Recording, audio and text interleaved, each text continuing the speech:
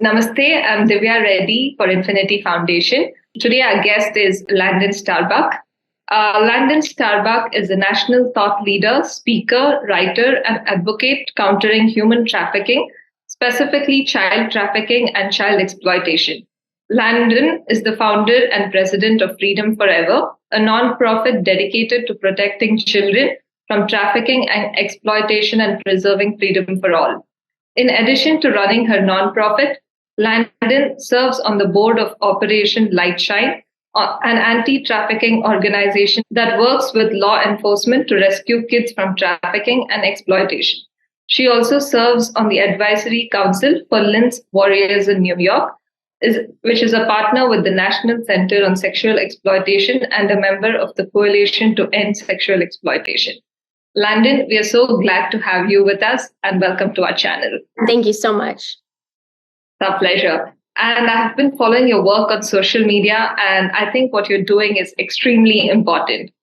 So could you tell us a little bit about your organization, Freedom Forever? What are the problems it is trying to solve, and what are your goals as an organization? Absolutely. Well, Divya, thank you so much for having me on your program.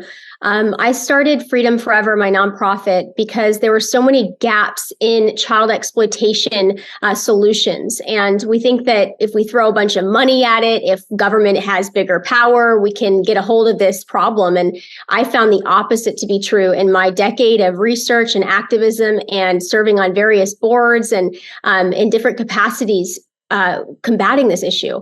And so I started Freedom Forever to specifically address those gaps and to more accurately inform and educate. But not only that, but to take people from a place of what can I do to activating people to be actively engaged in this fight with effective tools to combat this issue. So everything from being educated, from being involved in political activism, from counterculture activism in the schools, in our culture, in our society, and what we can truly do to protect our children. Those are the things that we tackle so that we can stop it from its root rather than addressing it with the rescue model, which is just rescue children. While that's necessary, it doesn't solve the problem.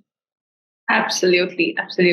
So Landon, when you say we need to save children from sexualization at a very early age, I think there's this large segment of the society who are not even aware of what that means. They don't know what's happening with their kids exposed to social media or what's happening with them in schools.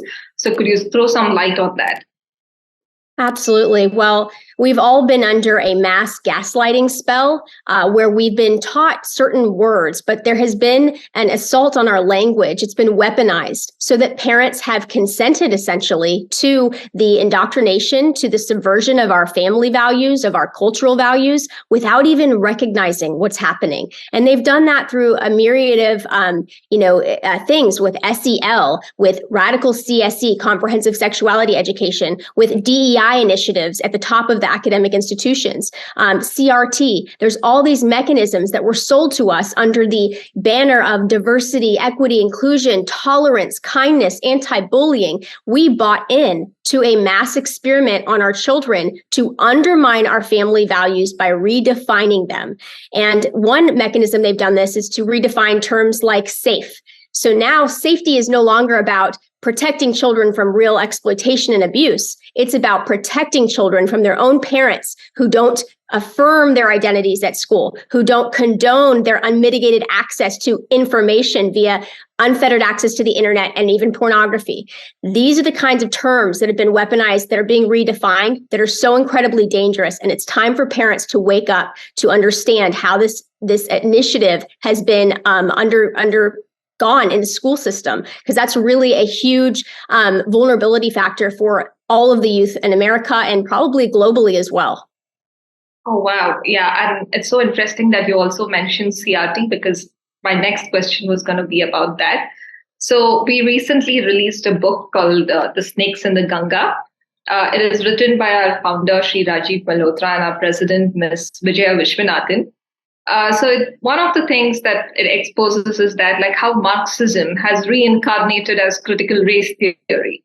So for the uninitiated, Marxism is where it views the society as always as an oppressed and an oppressor. So essentially the society has to fit into these two classes.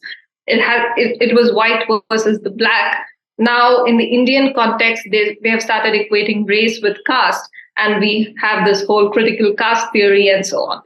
And one of the byproducts of these kind of theories is the queer theory, where they want to reject all categories and challenge all normative definitions of gender, masculinity, femininity. They want you to transcend all these categories at all. So, in this context, I just want to read out a quote from the book, and I would like your thoughts on that because I think it's highly relevant to what you just said. Queer theory directly derives from postmodernism and is therefore radically skeptical of any objective gender or sexual categories based on biology. Queers reject the categories of male and female, as well as categories of being straight, gay, lesbian, etc. They believe that regardless of one's physical body being male or female, gender is fluid and one's psychological sexual orientation is socially constructed. What we consider normal and natural is deceptive. We have been brainwashed by the dominant culture to accept these categories as universals. We have internalized the categories of oppression and accepted them as natural. Therefore, all such categories ought to be dismantled. So, and I think this follows the gender, so the sex change surgeries and things like that. I think it's borrowed from this theory. So could you throw some light on this and the implications of this on the American society? Sure. Well, that was very well said. I agree. I think that we have been divided, desensitized, dismantled, and will ultimately be destroyed if we don't stop this from happening, from continuing. And moral relativism is the common theme here because we get distracted by all of the different terms. In India, you might say one thing, I think you were mentioning something about how CRT is called something different there. And here it's called CRT. They use whatever terms, whatever mechanisms they can, but the agenda is always the same. They use moral relativism to dismantle and deconstruct family values, the nuclear family, traditional gender roles, male and female, our biology, every aspect that connects us, that keeps us a shared understanding of what objective reality entails. And they have to dismantle it because their whole ideology is about destruction. It is not about building anything new. It's about destroying what has existed for the beginning of time. And the nuclear family is the strongest defense, not only of individual liberties and rights, human rights, but of protecting children. And that is why they've gone after our children, because they have to dismantle the sense of childhood innocence that we have worked so hard to preserve in our cultures and our families. Because childhood innocence in moral relativism is just a cis hetero patriarchal normative construct that is a myth in their opinion. And I just posted something the other day about how these upper academics have said this is a myth. It's a white supremacy sign to say that we're preserving childhood innocence and childhood. And if we don't have a purpose as parents to protect and safeguard our children, then there is no nuclear family. The identity and the glue, the connection, the parent-child bond is eviscerated. And that is the goal. Right. And it's so important that you also mentioned childhood innocence. They consider even that as something that is constructed by parents. So it is something that you need to take away. And I think that's extremely sad. Being a child, in essence, is having that innocence. So that's a very important point that you brought up, Landon. And, these theories or models are projected as the ideal and they're being exported to India. And there are these Indian universities that are legitimizing them via educational degrees, like these are valid professional degrees. For instance, there's this university called Ashoka University. It's like the junior partner of Harvard for many of the initiatives in India. And they have this Center for Studies on Gender and Sexuality, where they host seminars and they promote pornography for kids as a legitimate educational tool. I'll give you 3 examples from some of the seminars and conferences at Ashoka, and you will be shocked. So, for example, in a conference on education hosted by Ashoka, an expert said that, I quote, "Pornography should and can play a role in education. The idea is to put pressure on heteronormativity." So, there's huge amount of studies on the ill effects of pornography in children and adults. 60% of American divorces are because of pornography. Pornography is the cause of acts of physical and sexual violence and aggression. It also causes deviant sexual behavior. So here is a person saying pornography should and can play a role in education. In another conference at Ashoka University called Sex, Sexuality, and Education, another so-called expert says, what kind of education will it be if it does not involve pushing boundaries, risk, and experimentation? One would think studies in sexuality should talk about prevention and safety and things like that, but they are talking about pushing boundaries and being, and taking on risky behavior and also trying experimentation. So what do you have to say on that, like the implications of pornography, especially for children?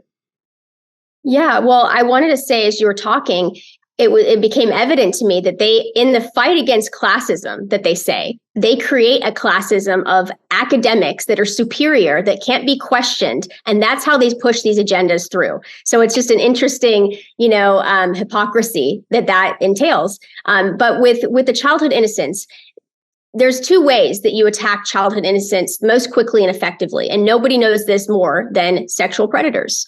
And it is by grooming them to destabilize their identities. So whether that be through the mechanism of gender theory, radical gender theory, which is this idea that you can just wake up one day, be whatever other gender you want, be pans, trans, queer, any of these things, and then be, fast-tracked on a pathway to medicalization and plastic surgery on children, on their bodies. But their sense of identity, of belonging to their family, of their cultural traditions, of their faith-based traditions, they're undermined and attacked. And that's what groomers do, is they disassociate children from their sense of belonging, from their sense of confidence in who they are and their true identities, so that predator can then sweep in and hijack that identity and replace it with something else. And they find a vulnerability or a need. And these children, the way they have dismantled their identity in school by making them feel like they're an oppressor or a victim, has created this vacuum for them to come and swoop in and capitalize on that vulnerability. So these children are emotionally more unstable than any other generation that I know of in America. And they don't know who they are. They're rejecting their parents. They're constantly, the values at the home are undermined. And so you have this friction. And guess who comes in, swoops in and meets that need?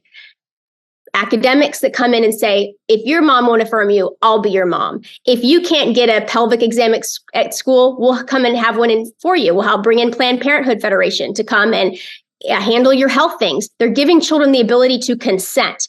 And my question from the beginning of this, when I didn't hear anyone else in the space talking about it, is if they can consent to life-altering, irreversible, dangerous medical decisions, what else do they think children can consent to? And that's where, to your point, the child pornography that is happening, that they're exposing children to pornographic books, subject matter, questions and prompts in school that prompt them to be sexualized actively and demonize anyone that has cis hetero normative or what they call vanilla sexual ideals. And so this is why I am a strong proponent of opt-in only sex education.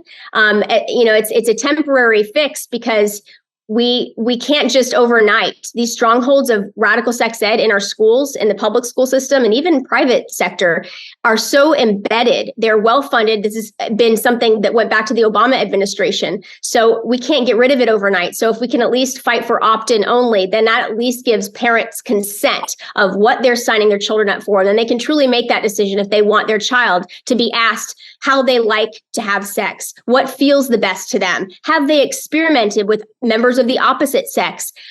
Would they try anal sex? Do they know how to give a blowjob? These are the types of questions that children are being asked by their educators.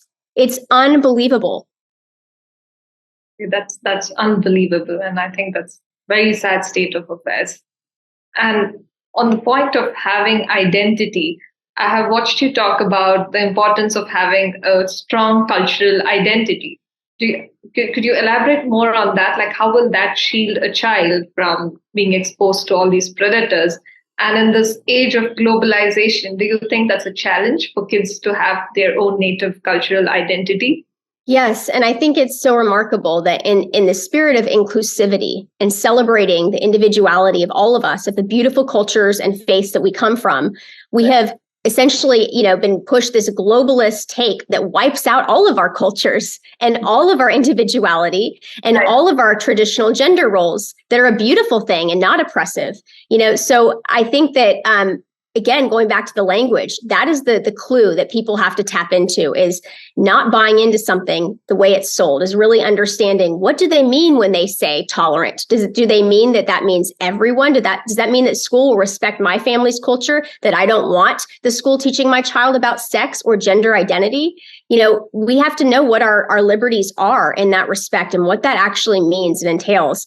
Cultural identity is so important. It's not just a beautiful thing. It's important to the fabric of who we are, of what has even led to a peaceful world up until this point, because there's been a respect for the fundamentals of each of our religions and our cultures, of what makes us individuals and unique. And some things that I like about other cultures is their strong priority of family unit, of honoring the family, and in American culture, family traditions like barbecues and football, even though I don't like football, I recognize that these are important things for American culture that bring us all together across all culture and religion and all of those things. And those are even being weaponized against us and turned against us. So if we can't freely express our culture or our individual beliefs, we are oppressed. And that is what is really dangerous here, is our cultures are being wiped out. Absolutely, absolutely. You can always have your own cultural identity and still have mutual respect for other cultures. I mean, we could all respectfully mingle with each other. You don't essentially need to erase your identity in order to bring everyone together. So I think absolutely does help, and as a proof. I mean, it's a protective barrier for children. When they don't have any identity, they're exposed to anything. And like you said, it becomes a fertile ground for anyone to push their agendas. Landon, I have watched you talk about continuing the same conversation about, you said there are these nefarious interests who are after deconstructing families, deconstructing identities. So could you tell me, who do you think is behind this? Who benefits from all this? What is their agenda? I think there's many different entities that benefit.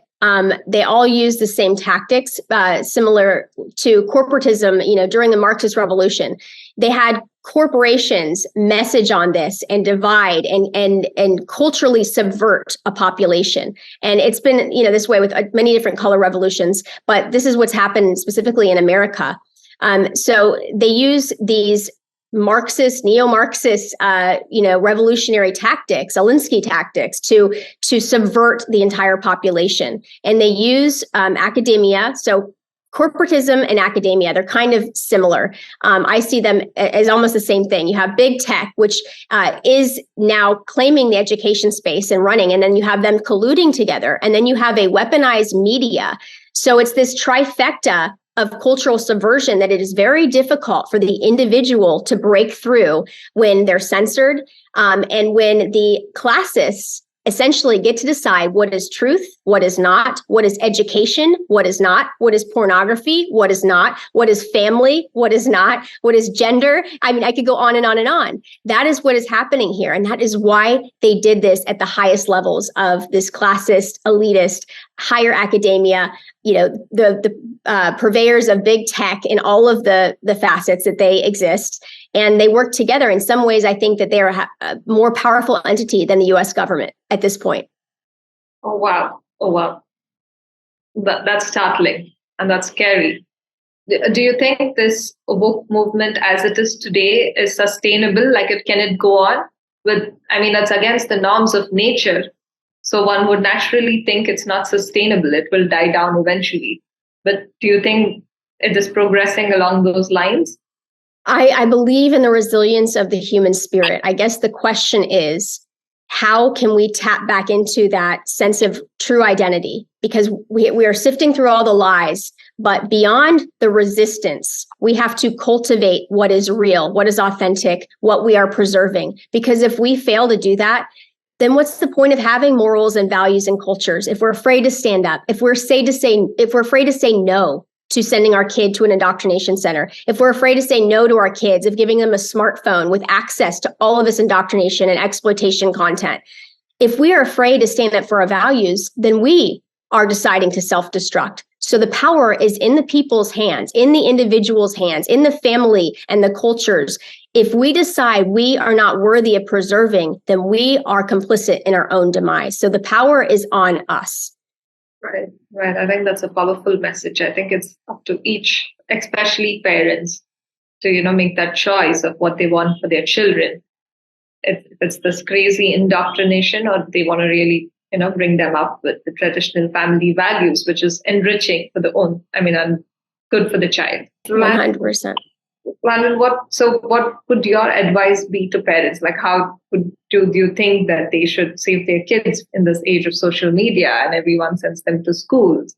Do you think homeschooling is an option? Yes, I think parental rights are the frontier that we should all be fighting for, whether we choose to have our kid in a public education or government education center or not.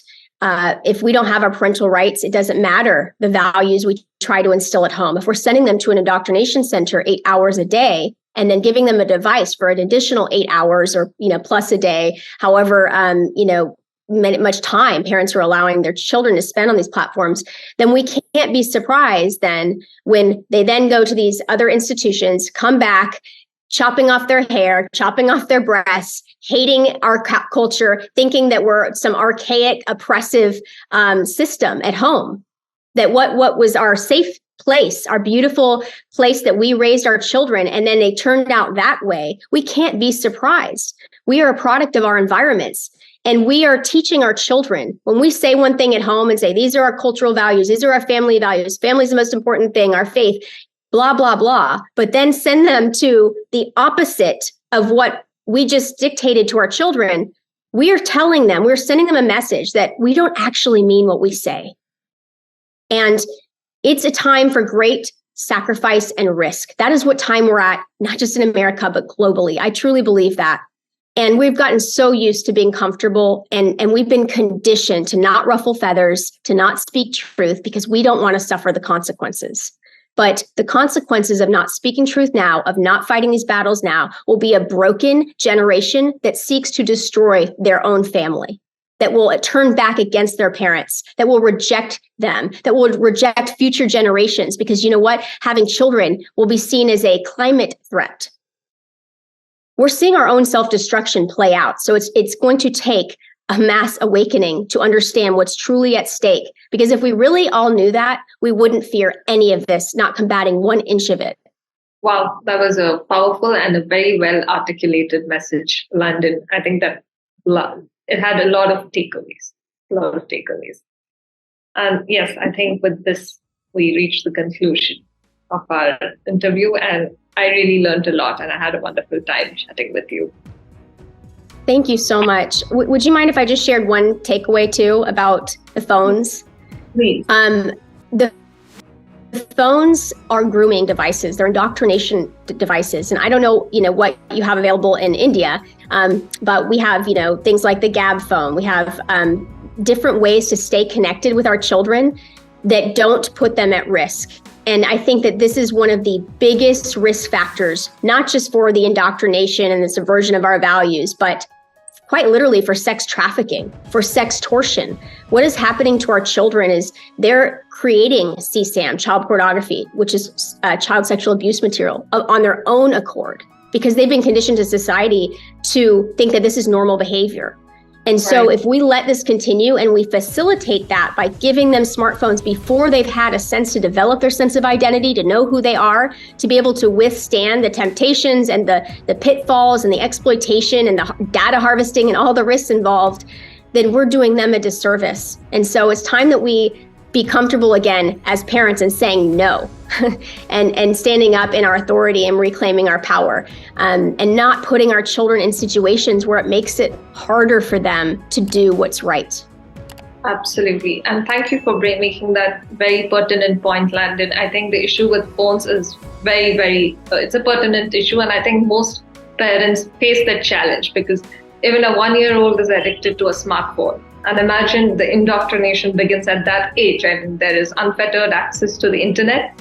Parents have no say on it, and you really don't know what the kid is up to. So I think that's a very, very important point that you raised. And thank you so much. Thank you so much for having me. It was a pleasure talking to you. Likewise. Thank you, Landon. And I look forward to many more conversations with you. Happy to come on. Thank you.